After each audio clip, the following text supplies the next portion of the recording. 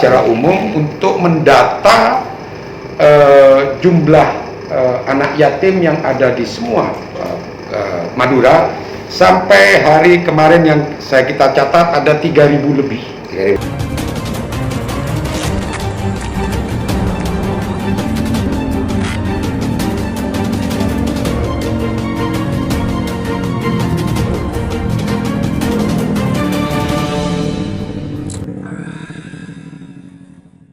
Assalamualaikum warahmatullahi wabarakatuh. Kembali berjumpa dengan saya Arman Haris di acara Sandasan. Bersama Sandasan kali ini kita kebetulan ada kesempatan itu ya, beliau bersedia untuk sandasan dengan saya, tawassul kepada Bapak Ketua KONI, sehingga saya mempunyai kesempatan untuk bertaaruf dan juga akan sandasan terkait dengan urusan Bapak Dewan dari Partai Golkar. Assalamualaikum Pak Dewan. Waalaikumsalam. Gimana kabarnya Pak Dewan? Alhamdulillah sehat. Biar sama gitu Pak Dewan ya, taarufnya saya dengan Pak Dewan hanya sekarang yang ketemunya dengan saya. Pemirsa Sandasan juga biar sama-sama taarufnya berbarengan dengan saya. Perkenalkan Pak Dewan. Pak Dewan dan juga sejak Pak Dewan itu sejak awal ya memang dilantik di sana di DPR RI ya sejak awal ya periodenya. Enggak, saya PAW. Oh ya, langsung diperkenalkan dan itu menjadi bagian dari yang dijelaskan. Assalamualaikum warahmatullahi wabarakatuh. Pada channel Sandasan ya. Sandasan. Saya nyaman Sandasan. Jadi ternyata Pak Madura juga pemirsa. Jadi pantas juga ada dari Dapil Madura. Saya izin buka ini ya. Ya, silakan Madura. Ya, biar lebih ini. Perkenalkan, nama saya Muhammad Ali Ridho, nama lengkap. Saya dari fraksi Partai Golkar, Dapil Madura. Saya PAW daripada Bapak Zainuddin Amali yang saat ini diberi amanah oleh Bapak Presiden menjadi Menteri Pemuda dan Olahraga. Kira-kira itu sementara. Asli saya dari Bondowoso. Madura kayak Madura swasta. Madura Persemakmuran. Semakin belajar masuk negerinya. Masuk negerinya.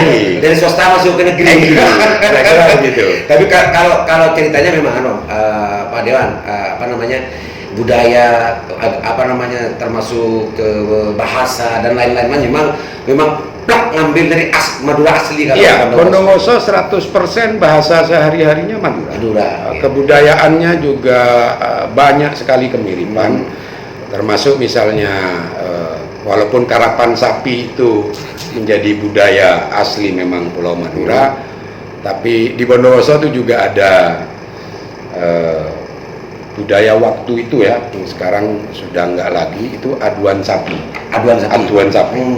Jadi beberapa budayanya banyak kemiripan, bahkan masyarakatnya. Bahkan memang mungkin tidak hanya mirip, Pak Dewan, mungkin memang ngambil dari sini mungkin. Ya, bisa jadi. Orang Madura ini kan luar biasa. Hampir di berbagai tempat yang ada di provinsi yang ada di Nusantara ini, hampir ada orang Madura, at least di Papua ada orang Madura. Itu hebatnya orang. Berarti barusan dari Papua nih Pak kata-kata.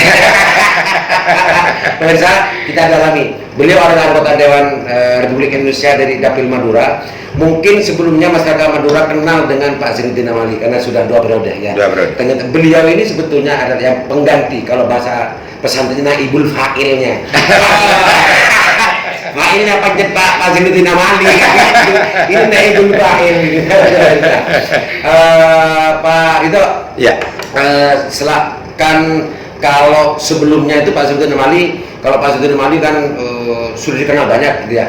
Pak Zainuddin, Pak Ali Ridho sebetulnya dalam konteks ini untuk menutupi kan banyak yang banyak belum saya aja baru kenal dengan Pak Ali. Betul. Kalau Pak Ketua kan kenal sejak dulu. Ya.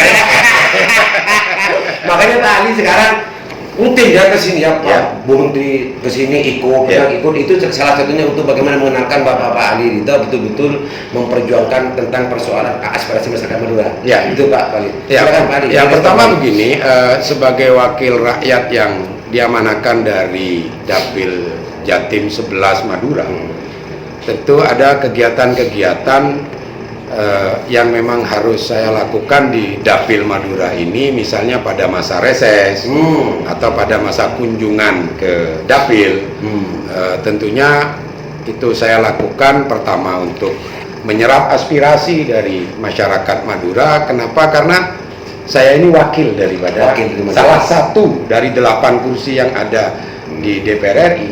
Saya salah satunya yang mewakili itu, sehingga amanah itu harus saya pikul dengan penuh tanggung jawab.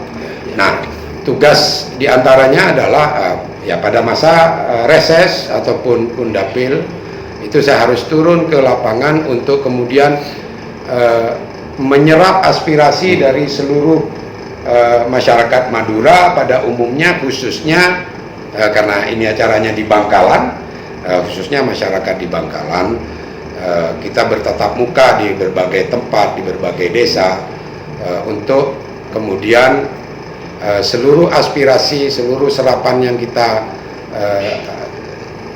rangkum itu kemudian kita akan perjuangkan di pusat agar segala sesuatunya bisa bermanfaat buat masyarakat, khususnya di Dapil saya di Madura. Sudah tepat Pak Dewan. Ya. Jenengan ke Bangkalan sudah tepat. Ya. Sudah tepat dan pas gitu ya. Ya. Karena memang kalau rujuknya bahasa Pondok lagi, Ya. rujuknya ke belakang memang kayaknya mayoritas suaranya ke Pak Zainuddin Amali itu dari Bangkalan. Betul. Jadi kalau turun ke sini, Ya. pas secara rujukan Betul. Tentang masalah konstituensi gitu ya. Kan gitu Pak Ketua.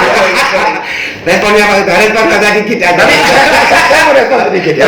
Pertama, kaitan Bangkalan ini memang banyak menarik. Satu begini, Bangkalan itu adalah pintu gerbangnya Pulau Madura. Jadi bahasanya begini, kalau kita masuk ke rumah seseorang, maka kita harus lewat pintunya. Itu dulu. Mondar buat jendela. Kira-kira begitu. Itu satu. Ternyata Madurnya ngelontok. Ngelontok bilang, ini baru kali ini kenapa saya baru kali kenal saya ya. Jadi kita pintu awal untuk ke Pulau Madura adalah Bangkalan. Ya kecuali kalau saya berangkat dari Cengkar. Nah, itu terlalu jauh. Sudah tahu Cengkar. Ya. Jadi saya memulainya memang dari pintu gerbang Madura adalah Bangkalan, kemudian nanti ke Sampang, Pamekasan, dan Sumeneb. Yang kedua, memang tadi disinggung dari 4 kabupaten ini yang paling besar suara kemana dia? besar memang dari Pulau Madura, dari Kabupaten Bangkalan, tanpa ingin misalnya membeda-bedakan, karena saya tetap wakil rakyat di pusat dari Pulau Madura. Filosofi tadi itu tidak bisa dibuang memang Pak Dewan. Ya. Artinya kalau masuk ke rumah orang harus lewat pintu. Lewat pintu. Kan begitu. Ya. Yang lewat jendela. Kalau lewat jendela atau di belakang nanti jago. Itu sebetulnya yang menjadi menapaktilasi. Betul. Menapaktilasi apa yang sudah dilakukan oleh Pak Zainuddin Amali. Betul. Dan Pak Zainuddin Amali Dan pintunya lewat pintu depan. Iya. Lewat pintu belakang. Iya. Pintu belakang. Iya. Pak Ketua, pemirsa, saya kebetulan memang tawasulannya kepada Pak Ketua untuk ta'aruf dengan Pak Dewan ini, dan alhamdulillah hari ini justru ini sekarang ini saya ada di ruangan KONI, Kantor KONI. kantor ruang rapat kantor KONI Kabupaten Bangkalan, yang di momen PON kemarin kan banyak itu yang melalui Jawa Timur sini. Ya. Betul. Respon ini juga KONI, nanti kaitannya dengan urusan Golkar di pusat Pak. Mungkin begini kan. Gimana? Dari kita beliau terus latar belakang beliau juga, artinya beliau sudah pas lah Nah, iya. berangkat atau mencalonkan sebagai anggota DPR itu, dan kebetulan beliau juga hari ini dilantik melalui PAW, itu sudah pas kalau berangkat dari Dapil Jatim 11. Jatim 11, ya. Karena latar belakang beliau dari aslinya dari Bondowoso, ya pas juga lah ya, karena dari sisi apa saja budaya dan sebagainya kan sama gitu. Sama persis. Loibuan sekali. Nah, ini yang minta untuk respon dari Pak Ketua ini sebetulnya begini. Pak Ketua ini dulu kan Pak Ketua sekarang kan khususnya Ketua KONI. Ketua KONI gitu ya. Kebetulan yang ngelola tentang masalah perekonomian, perekonomian perolahragaan di Indonesia ini adalah orang yang dinaibul fa'ili oleh saya minta cerita sedikit berapa atlet sebetulnya yang yang barusan dikirim dari Bangkalan khususnya ke Pak Ketua, ke PON. Dan apa pernah nggak bekerja dengan ada begini. Kalau urusan PON, memang ada 4 atlet asli Bangkalan yang kebetulan mewakili Jawa Timur untuk PON kemarin. Ya, pertama itu. Yang kedua, Kanda, beliau ini walaupun di DPR RI ditugasi di Komisi 8 yang mungkin meteranya adalah Kemensos, Kemenak dan Agama, BNPB ya kalau tidak salah. Peranan wanita. Ya, tetapi karena beliau ini kan selalu menyerap aspirasi dari masyarakat, bukan urusan dengan kemitraannya saja, tapi semua hal. Gitu. Tidak dibatasi dengan kemitraannya. Kebetulan Kanda ketika masuk kantor KONI lewat terus naik ke atas, tadi di bawah kan ada alat-alat olahraga tuh. Itu adalah perjuangannya beliau. Ternyata ya. Nanti turunnya biar di video biar tahu masyarakat bahwa itu Pak, itu hasil dari perjuangannya Pak Ali Ridho, gitu ya. Dan itu sekarang sedang dimanfaatkan oleh banyak aktor bermanfaat. Banyak aktor kan yang tadi di bawah itu. Iya betul. Itu lagi latihan. Dan tambahan sedikit, itu kita akan coba nanti saya tetap perjuangkan ke depan untuk karena itu kemarin kita bantuan itu ke desa ada yang Benakat. Ya. Itu nanti insya Allah ke depan juga kita akan mencoba menjangkau desa-desa yang lain. Desa-desa yang lain. Baik itu berkenaan dengan alat-alat olahraga ataupun lapangan-lapangan olahraga di desa-desa yang ada. Misal lapangan bola voli, lapangan bulu tangkis atau mungkin futsal. Itu saya akan ikhtiar untuk kemudian berupaya ke kaki, ke pusat, agar supaya nanti bisa mendapatkan program bantuan untuk lapangan-lapangan olahraga di desa-desa yang ada. Wah, ini menarik karena kalau hal-hal yang lain mungkin sudah banyak yang dihandle dan oleh anggota DPR yang lain, baik itu di provinsi maupun di pusat, Pak Dewan.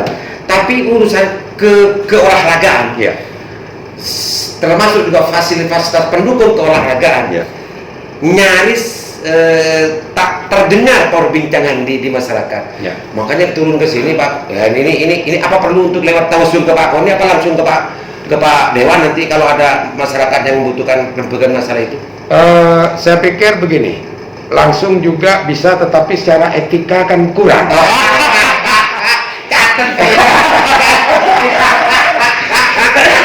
Jadi tetap wasilah itu tetap harus ada.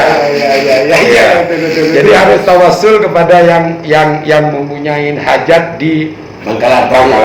Tentu KONI. Meskipun kemitraannya di Komisi 8, tapi untuk arem bekaki bahasa Madura ini kan bahasa Madura, karena ini terkait dengan urusan tugas dan tanggung jawab sebagai kedewanannya. Tapi urusan apapun yang terkait dengan kebutuhan masyarakat Madura, baik dari polisos budaya gitu ya, termasuk dengan olahraga, Pak Ridho kan tidak menolak semua itu. Betul.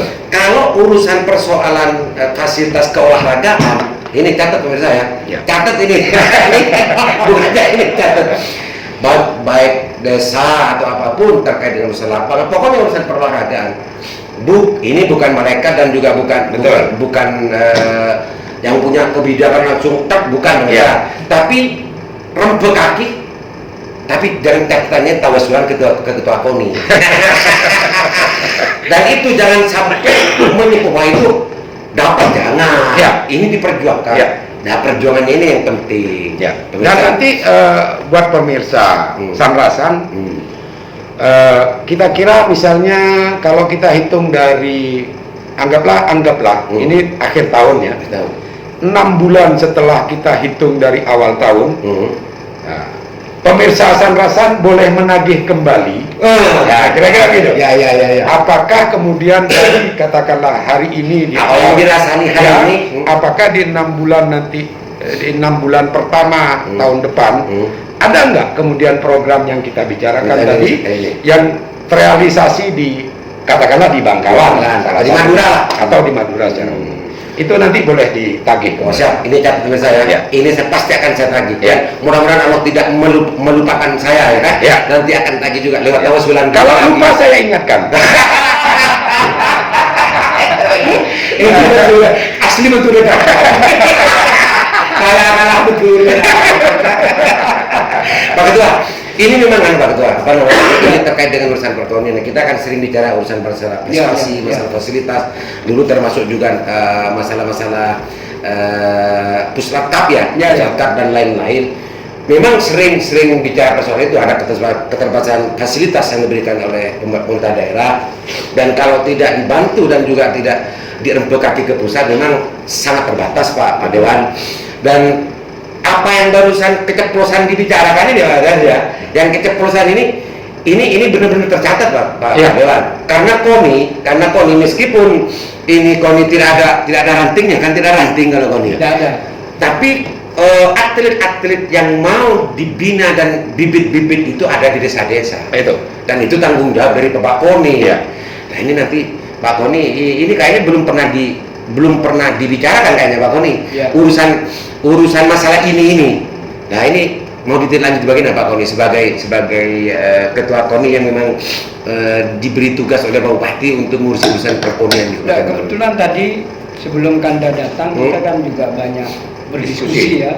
Masalah itu. Iya, saya menangkap memang dari beliau ini bukan karena kita disiarkan, cuma ini fakta begitu ya. Ada kepekaan sosial dan juga kalau saya bisa katakan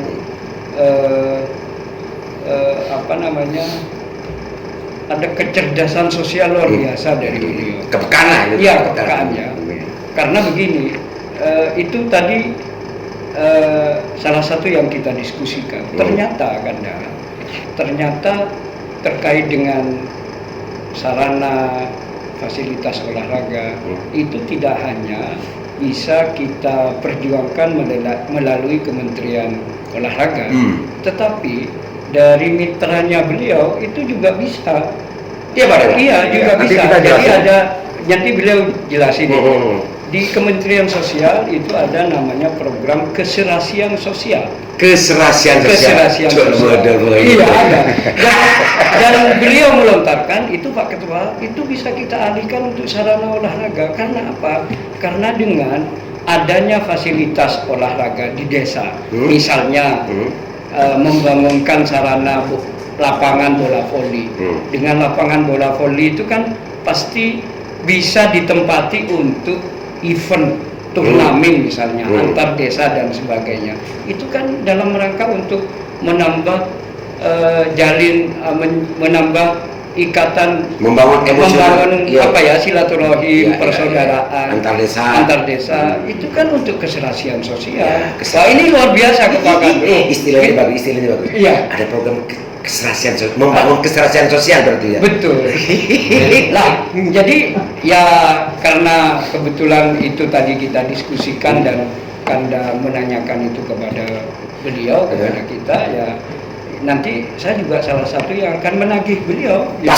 Kalau saya tidak meragukan, kalau sudah ada peluang begitu pasti ditangkap oleh Pak Ketua. Karena saya sudah kenal Pak Ketua. Pasti tidak sia-siakan. Tapi sebenarnya peluang itu muncul, memang umpannya sudah saya kasih gitu. Ketua tinggal spek saja. Kira-kira begitu. Jelaskan Pak Dewan, program keserasian sosial. Di Kementerian Sosial itu ada program, selain ada kearifan lokal yang berbicara tentang budaya di daerah-daerah yang ada di Nusantara ini, karena kita bicara saya dapil dari Madura, tentu apa budaya-budaya di Pulau Madura ini yang kemudian harus kita pertahankan. Apa saja? Hadra atau bahkan kayak seni membuat batik gitu kan. Di Bangkalan juga punya Itu yang harus kita Oh, itu di Mudung, awal-awal. Mudung atau kemudian Tanjung Bumi. Tanjung Bumi. Nah, itu kan ini yang perlu kemudian kita lestarikan itu tetap terjaga. Ada juga program yang kedua adalah keserasian sosial. Tujuan dari program keserasian sosial ini adalah untuk membangun hubungan antar desa, antar kecamatan agar tidak terjadi konflik sosial. Nah, tadinya program ini itu program yang artinya program bantuan dari Kementerian Sosial umumnya dibuat tugu. Tugu itu menandakan adanya Batas atau bukan kesejaraan, bukan, tapi adanya tugu itu sebagai lambang bahwa ini adalah ikatan antara satu desa dengan desa yang lain, satu wilayah dengan desa lain, agar tidak terjadi konflik. Dibuatkan tugu. Nah, saya mencoba untuk menyampaikan aspirasi atau menawarkan sebuah solusi, bukan solusi. Artinya solusi dari selain membuat tugu, bentuk pelaksanaan baru. ya. Artinya mau formulasi yang mau tugu tetap boleh, tetapi saya mengusulkan bagaimana kalau itu kemudian bisa kita salurkan bantuan atau program keserasian sosial itu menjadi sebuah lapangan olahraga tanpa mengurangi tujuan dari program tadi. ya, kan? jadi hanya simbolisasinya yang tadinya tugu kita rubah menjadi lapangan bola. Apa kalau tugu dibangun untuk sebagai lambang keserasian sosial itu ya dibangun selesai dan itu hanya disuruh orang memikir dan menyadari dan berkontemplasi. Tapi kalau lapangan bola lapangan bola voli, lapangan sarana olahraga itu satu bisa dimanfaatkan oleh warga desa tersebut, minimal di sana bisa jadikan orang berolahraga, orang menjadi sehat. Nah, kalau katanya al-aqlus salim fi jismis salim, ya kan? Ini kaitan sama KONI juga, ya kan? Kita mau mencoba membangun masyarakat yang sehat agar warganya menjadi sehat. Min sana Iya. Tapi ini kan Habib. Kalau itu kan lain. Ini Habib harus pakai aku saling kritis Ya, itu yang pertama. Yang kedua, di lapangan-lapangan tersebut kemudian bisa kita hari-hari biasa pun bisa dipakai untuk sarana olahraga yang bisa digunakan oleh desa tersebut ataupun desa tetangga. Lintas desa. Yang berikutnya mungkin ada event-event entah itu 17-an, nanti ulang tahun apa, atau mungkin ada event merebut piala KONI misalnya, atau ada kita buat event piala Muhammad Ali Ridho misalnya klub dan lain-lain. Ya, artinya itu kemudian ketika kita buat terjadilah turnamen, kemudian di sana kita saling mendukung antar desa dengan desa yang lain, tetapi tujuannya bahwa olahraga inilah yang kita jadikan wasilah untuk keserasian sosial, kerekatan sosial, kepekaan sosial. Betul. Dan fungsi-fungsi daripada tugu lebih hidup ini. Iya, itu saya melihatnya tugu itu kan mati. Iya. Orang disuruh kontemplasi, orang disuruh sadar, ternyata begini, itu kesadarannya. Iya. Tapi kalau ini lebih hidup dan lebih bergerak, unsur kesadarannya, tujuannya lebih tepat masalah ini. Betul. Pak Dewan. Betul. Luar biasa. Dan kebetulan itu sebelum tadi Bapak datang memang kita diskusi itu. Nah, itu hanya umpan tadi saya bilang. Kita umpan biar Ketua KONI nanti smash itu kan. Dan itu sebetulnya Pak Dewan belum menjadi kebiasaan yang rami diaspirasikan, rami diperbincangkan, dan rami diaspirasikan kepada dewan-dewan di mana-mana itu masalah itu. Dan baru kali ini ya mungkin gara-gara dari Golkar ini ya, karena sehingga apa, energi dan inspirasinya urusan olahraga muncul ini semua. Jadi energinya itu masuk ke semuanya ke olahraga. Karena Pak itu ada ibu lainnya Pak abadi. Tapi ini hanya kebetulan saja. Kebetulan saja. Tetapi ini semesta yang bergerak. Ya, semesta.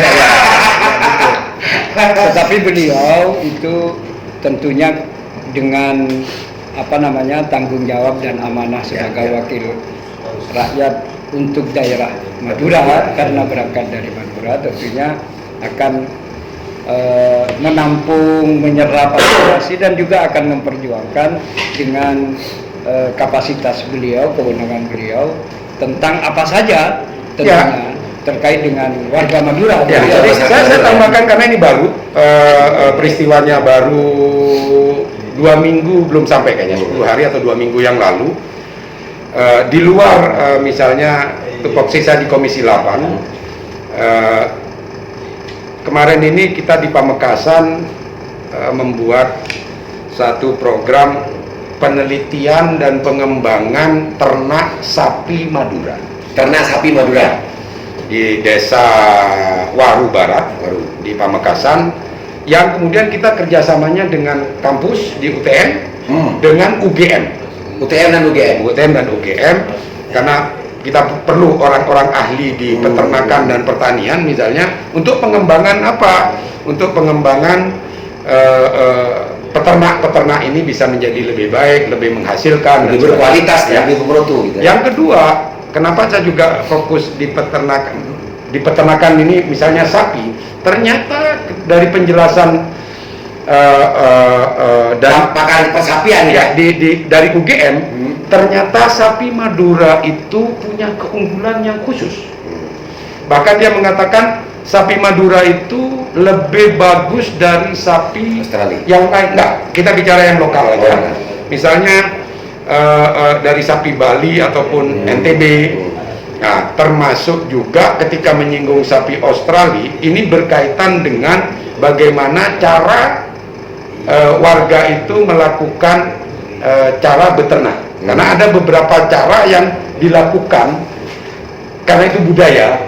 Sebenarnya dari teori beternak itu keliru. Misal adalah ketika sapi itu diberi makan telur. Nah, kata peneliti ini, sapi itu berbeda dengan manusia. Telur itu berguna untuk manusia, tapi buat sapi enggak tapi itu sudah menjadi budaya. Tapi itu sudah menjadi budaya. Nah, inilah kemudian tujuan dari program kemarin penelitian dan pengembangan sapi ternak itu adalah memberikan edukasi kepada para peternak untuk kemudian bisa melakukan ternak yang secara berkualitas dan bermutu. Dan itu bisa meningkatkan artinya untuk penggemukan sapi Madura.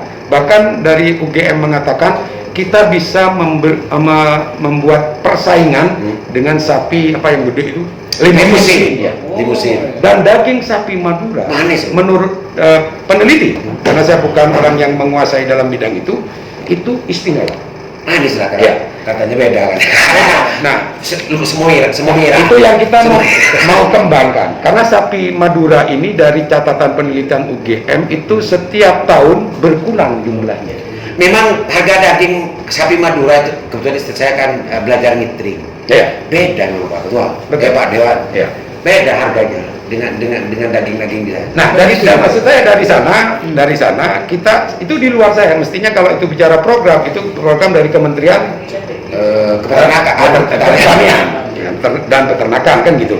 Tapi saya mencoba tinggal artinya dalam tanda petik kecerdasan kita mencari peluang, mengkoneksikan agar supaya ada program-program yang kita bisa salurkan kepada masyarakat untuk pengembangan sapi ternak, termasuk pertanian. Pak Dewan, Pak Lirito ingin mengatakan gini ya, apapun yang menjadi kebutuhan di luar kemitraan yang Pak Dewan punya sekarang, masih ingin memperjuangkan, mengkomunikasikan semua kebutuhan itu kepada pihak-pihak yang sekiranya dan bisa untuk memenuhi apa menjadi kebutuhan itu. Ya. Apa itu olahraga, apa itu peternakan macamnya. Karena Pak Dewan ini tidak mau dibatasi kalau itu sudah menjadi kebutuhan masyarakat dan aspirasi masyarakat Madura.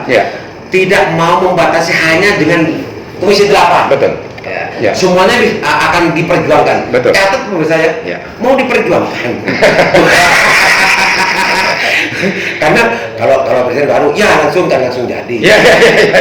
Pak Dewan kan memperjuangkan. Sebatas itu semua nanti doanya masyarakat Madura, apa yang dititipkan, yang diharapkan itu programnya itu terrealisasi macamnya, berarti perjuangannya berhasil kan gitu Pak. Sekedar bocoran saja. Kita begini.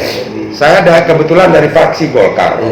Amanah dari Ketua Umum itu bagaimana seluruh kader-kader Golkar, terutama yang ada di fraksi Golkar ini, itu setiap turun ke lapangan itu melakukan upaya pemberdayaan semaksimal mungkin kepada masyarakat baik mulai dari UMKM ya, dan sebagainya, peternakan, pertanian. Adapun ketika saya sekarang ada di Komisi 8 dan itu bukan menjadi komisi saya, tapi kan fraksi Golkar punya perwakilan di komisi itu. Jadi yang bekerja ini tidak perseorangan tapi fraksional. Fraksional. Nah, kayak itu perintah, menjadi juga perintah dari Ketum Golkar agar semua kader-kadernya itu berupaya semaksimal mungkin bagaimana meningkatkan kesejahteraan masyarakat, terutama setelah kita dihantam pandemi hampir 2 tahun ini, dan tentu banyak masyarakat yang terdampak secara ekonomi dari itu. Nah, makanya kita bekerja keras, insyaAllah. Oke, Pak Dewan, sudah banyak, biar tidak terlalu banyak, sudah habis hari ini karena 5 bulan lagi atau kapan lagi kita akan ketemu lagi. Ya. Pak Ketua, sebagai closing statement dan juga harapannya, dan peluang barusan ini kan mau disia-siakan kepada capur atau kepada siapa-siapa barangkali yang mau disampaikan lewat sini, Pak Ketua, silakan untuk menangkap peluang tadi itu. Sekaligus ini closing statement, Pak Ketua. Ya. Silakan, Pak Ketua. Ya, enggak begini Kanda. Tentunya kami atau saya percaya betul kepada beliau karena sudah banyak hal yang sudah beliau sumbangsihkan ke Kabupaten Bangkalan ya. Mulai dari kemarin beliau kawal betul terkait dengan renovasi stadion Bangkalan. Itu yang mengawal beliau. Ya, yang mengawal beliau. Dengar. Dan insya Allah karena kemarin kepotong dengan pandemi itu, mudah-mudahan kita bisa perjuangkan untuk bisa membangun di UTM ini GOR. Mohon doanya ya. UTM baru lagi ya. GOR untuk UTM karena UTM itu satu-satunya kampus negeri di Madura yang faktanya sampai hari ini tidak punya GOR itu. Gedung olahraganya nggak ada. Padahal UKM keolahragaannya di semua fakultas itu teman-teman mahasiswanya banyak. Sempat saya podcast itu. Betul. Ya. Kemarin itu karena tertunda, sebenarnya menjadi program niat saya di tahun ini, tapi dilalak Tuhan berkehendak lain dengan mengirimkan pasukan COVID-nya. Ya kan? Akhirnya tertunda lah program ini. Mudah-mudahan kita COVID ini segera yang selesai. Penting kan yang tidak ada, yang penting itu kan masih ada. Oh, masih? Karena hanya tertunda, Pak. Tertunda? Ya. Bukan batal? Bukan batal. Ya. Lanjut. Jadi saya percaya betul gitu ya terhadap apa yang akan beliau perjuangkan. Hanya saja Kanda, karena hari ini beliau ini kan mendampingi Ibu Risma ini, mungkin ada cerita menarik atau nostalgia apa sebagai closing statementnya beliau lah. Kalau urusan kedewanan, serap aspirasi, saya percaya betul lah karena buktinya udah banyak. Kalau memang masih ada sedikit karena ini kaitan ini. Ini Pak Ketua sudah kan? Sudah. Pemirsa, sekarang kita minta closing statement dari Pak Dewan, dan mudah-mudahan tidak semua dijelaskan karena nanti pemirsa tidak akan menunggu cerita selanjutnya di silakan closing statement, Pak. Oke, begini. Hari ini kebetulan saya mendampingi Ibu Menteri Sosial berkunjung ke Madura, dalam ini ke Kabupaten Bangkalan, untuk melihat langsung proses vaksinasi di beberapa tempat dan sekaligus penyerahan beberapa bantuan yang ada, mulai PKH, kemudian BST dan sebagainya. Tetapi yang dari sekian program dari Kementerian Sosial yang ingin saya sampaikan di forum sore hari ini adalah program yang baru kemudian disepakati, karena itu menjadi usulan kami di Komisi 8 ya. Di Komisi 8 adalah bantuan kepada anak yatim yang orang tuanya meninggal karena COVID. Ini jenis bantuan baru? Ya, baru. Dan sebelumnya belum pernah terjadi di Kementerian Sosial. Tetapi kita persempit lagi, jangan COVID, karena begini saya sampaikan, di Madura itu banyak anak-anak yatim yang orang tuanya meninggal karena mungkin COVID, tetapi mereka tidak pernah. Oh ya, kalau Madura berarti benar tahu. Iya. Sampai karena banyak yang tidak Ya, disuap, Pak. karena kalau ditentukan itu, maka nanti akan menjadi persyaratan anak yatim yang harus menerima, maka harus membuktikan data bahwa orang tuanya meninggal karena COVID. Nah, kita sampaikan, mau orang tuanya meninggal karena COVID, mau bukan, tetap anak itu menjadi anak yatim. Yang penting matinya dalam kurun waktu pandemi. Yang penting dari pandemi. Luas berarti. Dan alhamdulillah, dan Golkar beneran. tambah lagi Pak, Golkar beneran dan asli Madura gitu. Jadi harus harus banyak akal untuk kemaslahatan, ya kan? Jadi gabungan Golkar dengan orang Madura itu memang luar biasa.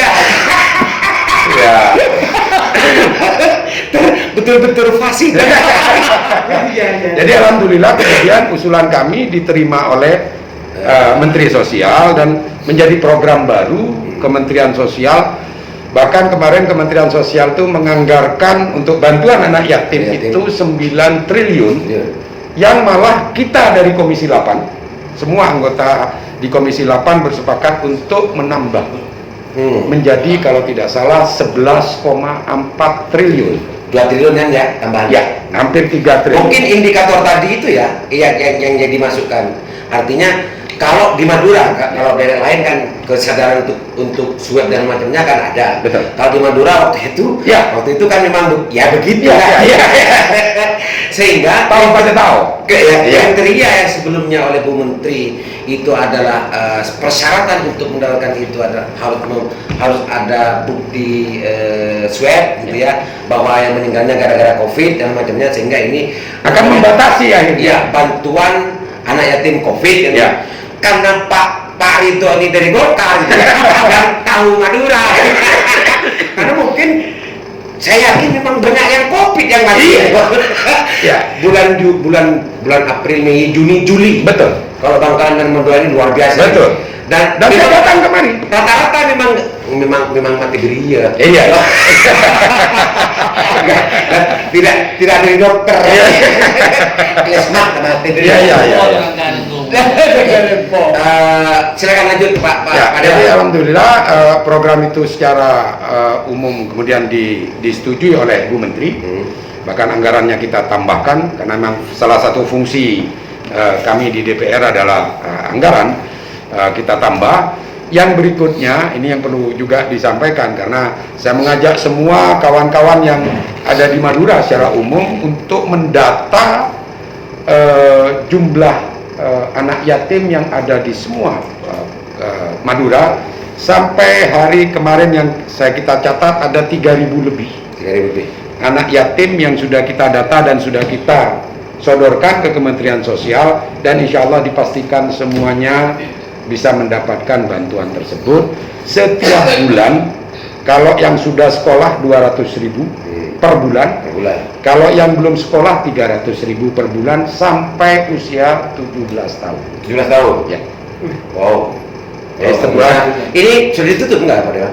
Maksudnya pendaftaran sudah tutup belum? Sebenarnya tidak ada tenggat waktu tertentu, jadi menurut saya kalaupun masih ada, saya siap untuk menerima data itu dan akan saya laporkan. Ya, oke. Pemirsa, sudah Pak Dewan ya? Ya. Pemirsa, ini penting, informasi dari Pak Dewan ini penting untuk dicermati, penting untuk diperhatikan, karena negara dalam konteks ini lewat Kementerian Sosial meluncurkan program baru bentuk dari kepedulian terhadap korban COVID gitu ya. Tapi khusus Madura, ya. Apa yang tadi disampaikan oleh Pak Dewan, kalau sebetulnya program itu persyaratannya ketat gitu ya, harus ada bukti bahwa itu adalah betul-betul meninggal karena COVID. Tapi khusus Madura berdasarkan penjelasan dan juga kecerdasan Pak Ridho ini, indikator itu mungkin lebih diluaskan lagi, dan tidak hanya ketat ngotot urusan harus Pak ada sederhana, syaratnya simpel, hanya kakak menunjukkan kakak dan surat kematian. Surat kematian itu berarti surat kematiannya di waktu pandemi, kan gitu kan? Iya, di masa pandemi itu. Nanti nanti kalau karena namanya itu kan namanya bantuan anak yatim pandemi akibat pandemi.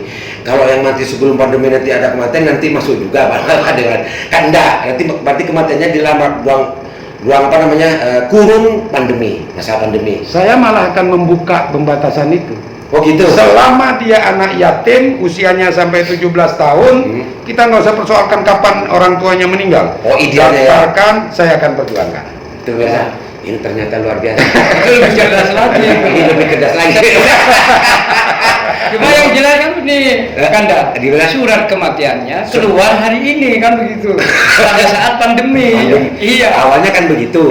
Sekarang bukan, walaupun meninggalnya dulu, tapi surat kematiannya kan hari ini pada saat pandemi. Kan itu tidak ada persoalan. Kalau di Madura kan gitu. Ini bener-bener gue. Serius gue Oke pemirsa, agar pemirsa juga semakin penasaran untuk mengikuti sandasan dengan Pak Dewan ini, selanjutnya kita tutup dulu, nanti kita akan kembali lagi di podcast selanjutnya. Assalamualaikum warahmatullahi wabarakatuh. Waalaikumsalam warahmatullahi wabarakatuh.